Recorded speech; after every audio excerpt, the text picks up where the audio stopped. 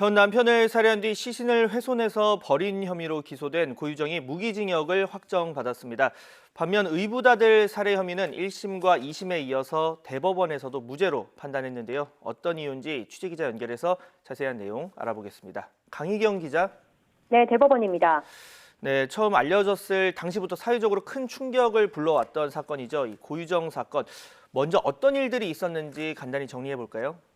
네, 지난해 6월 고유정은 전 남편을 살해한 혐의로 긴급 체포됐습니다. 재판까지 모두 거치며 판결문상에서 확인되는 사실을 정리해보자면 범행 장소는 제주의 한 펜션, 전 남편의 요청으로 아들과 면접 교섭을 하는 자리였습니다.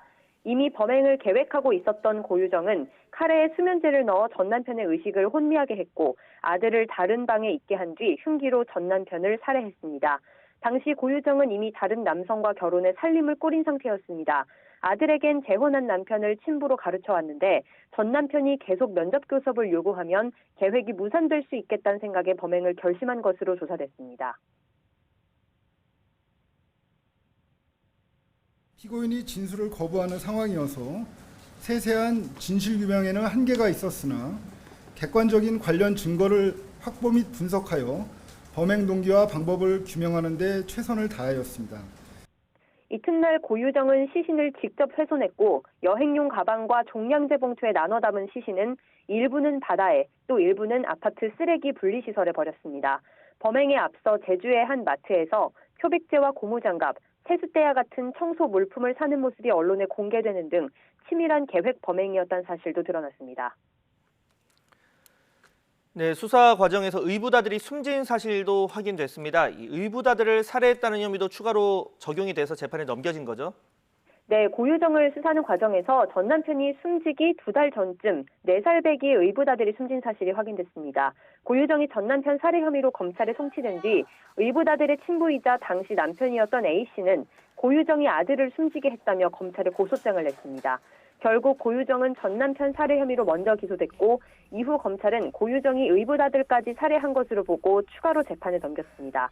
수사 과정에선 범죄 수법이 잔인하고 범행 결과가 중대하다는 이유로 얼굴과 이름도 공개됐습니다. 머리카락 뒤에 숨어 얼굴을 가리는 모습은 공분을 불러일으켰습니다.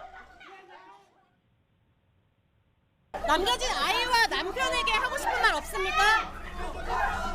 왜 죽이셨습니까? 유가족에게 하고 싶은 말 없으십니까? 네, 그래서 1심과 2심에서 고유정은 모두 무기징역을 선고받았습니다. 대법원에서도 형이 확정됐는데 이 전 남편 살해 혐의는 대법원에서도 유죄로 결론을 내린 거죠?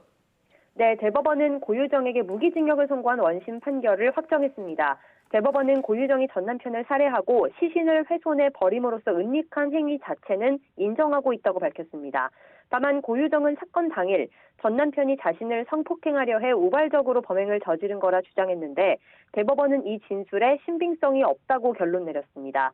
또 고유정이 범행 도구와 방법을 검색하고 미리 졸피뎀을 처방받아 구매하는 등 치밀하게 범행을 계획한 뒤 실제 실행에 옮긴 점이 충분히 인정된다고 판단했습니다.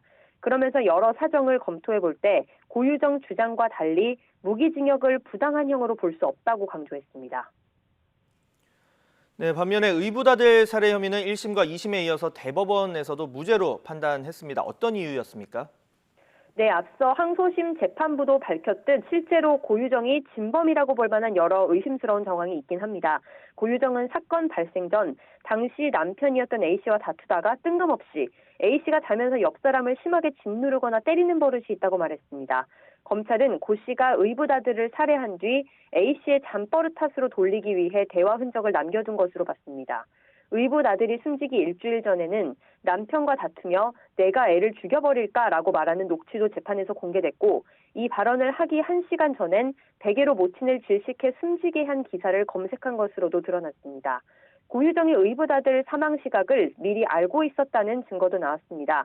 친정어머니와 사건 당일 나눈 통화 내용인데 어머니가 언제 죽었느냐고 묻자 고유정은 밤사이 죽었다, 몇 시간 됐다고 말했습니다. 그러나 직접 증거가 없다는 점이 발목을 잡았습니다. 의붓아들이 숨진 뒤 3개월이 지난 뒤에야 수사가 진행된 탓에 직접 증거가 전혀 발견되지 않았던 겁니다. 결국 1심과 2심에 이어 대법원에서도 의붓아들 살해 혐의는 무죄로 결론 내려졌습니다.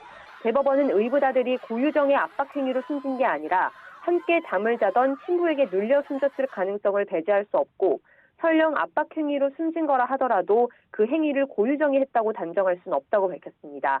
따라서 의붓아들이 숨진 원인이 합리적 의심의 여지 없이 증명됐다고 보긴 어렵다고 판단했습니다.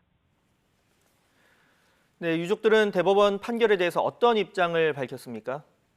네, 먼저 숨진 전 남편의 유족은 대법원의 판단을 존중하지만 형벌에는 만족할 수 없다고 밝혔습니다.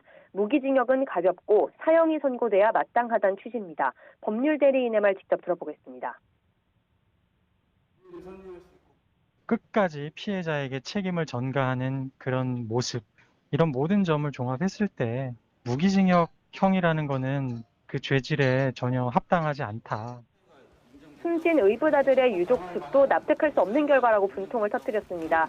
법원의 판단에 비밀가 된 건 고유정이 남편의 잠버릇에 관해 진술한 부분인데 고유정의 이런 거짓 진술을 믿고 수사를 진행해 결과로 이어졌다며 경찰의 부실 수사를 비판했습니다. 또 아들의 억울한 죽음을 밝혀달라고 호소했지만 기대가 무너져 내려 참담하고 살인범은 없고 살해당한 사람만 존재하는 또 하나의 미제 사건이 나와 개탄스럽다고 밝혔습니다. 현재 고유정은 친아들에 대한 친권을 잃고 남편이 낸 이혼 소송에서도 진 상태입니다. 무기징역이 확정된 데 대해 고유정 측은 별다른 입장을 내놓지 않았습니다. 지금까지 대법원에서 YTN 강희경입니다.